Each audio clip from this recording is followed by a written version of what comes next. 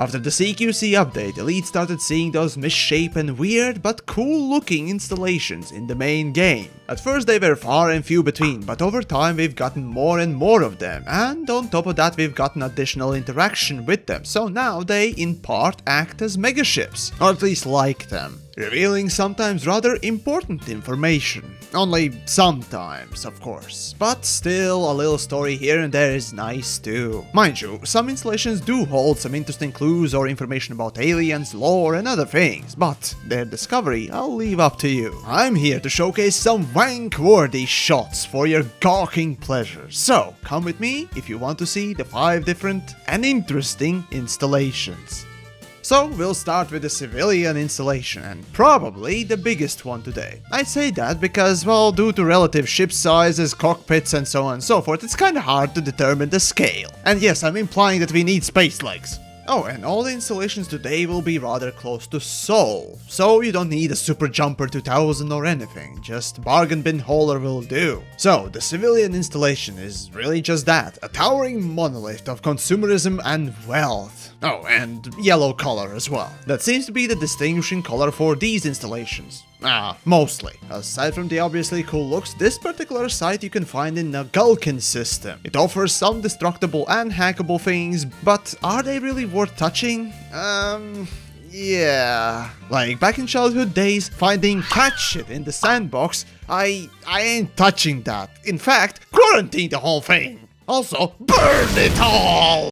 Moving on to the agricultural installations found in Vi's, telephone number? No, sorry, that's a system name, not the phone number. Right. Here you'll find one of the agro sites that look like agro megaships. By agro I mean agricultural, not savagely aggressive. Though they could be both if they decided to grow agro animals.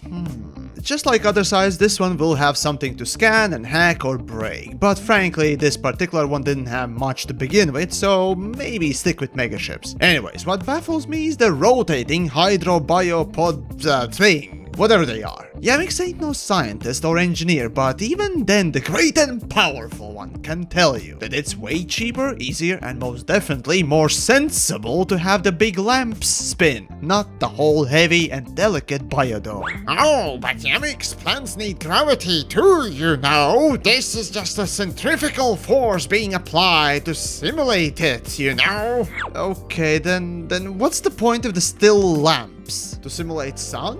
Okay, but are we growing Mitter and hollow plants? If not, then what the hell? You're wasting more energy on the light there being outside. Plus half of the time the light is not hitting anything. Who designed this embodiment of stupidity? Alliance?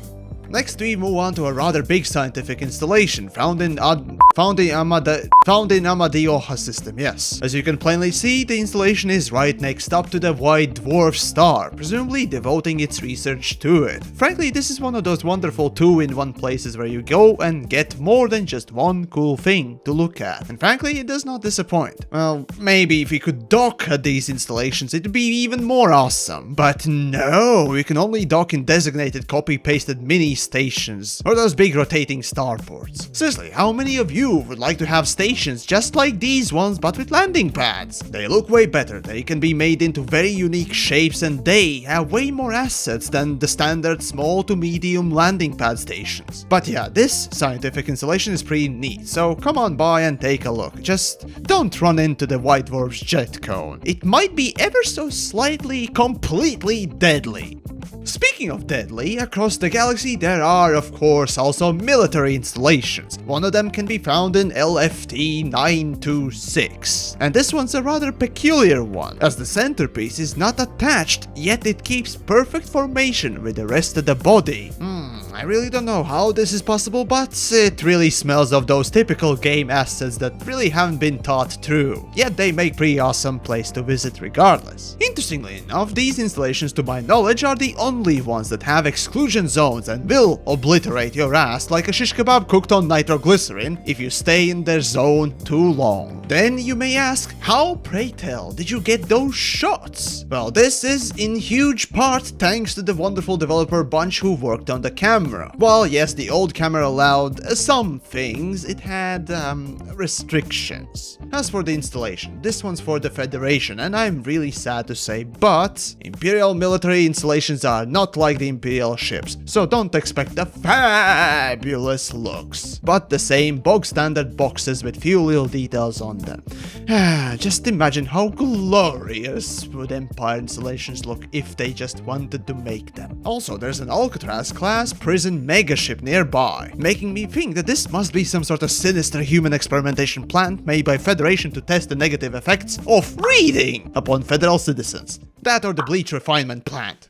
And for the last installation, type, I guess, I've chosen unauthorized installations. Yes, they are literally called that way. You know, one would think not to call their installation unauthorized. How about, Bob's Ice Cream Parlor of secrecy? Even that would be less conspicuous. Plus, they are unauthorized.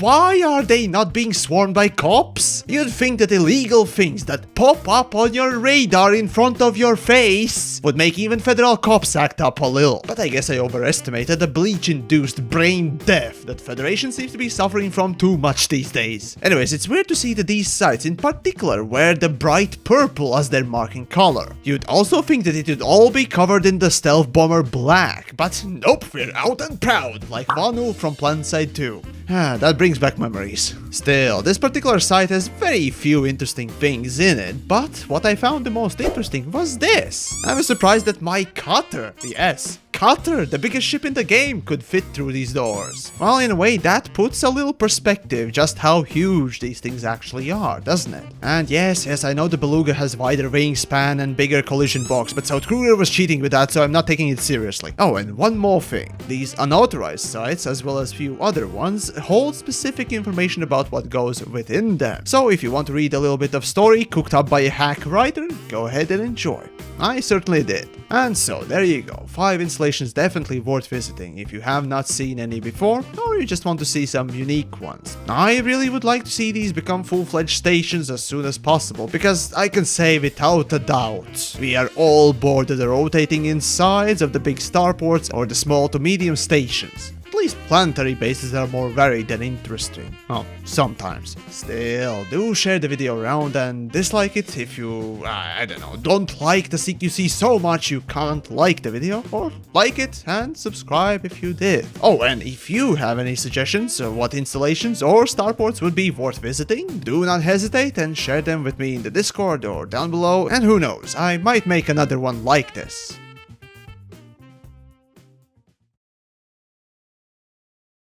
And here with the new lighting we can see the great lighting effects. I can barely read the first letter of this fucking thing. Oh wait, no, I can't read the first letter because guess what? It is obscured. Wait, what? This is actually not posted on the surface? What the fuck?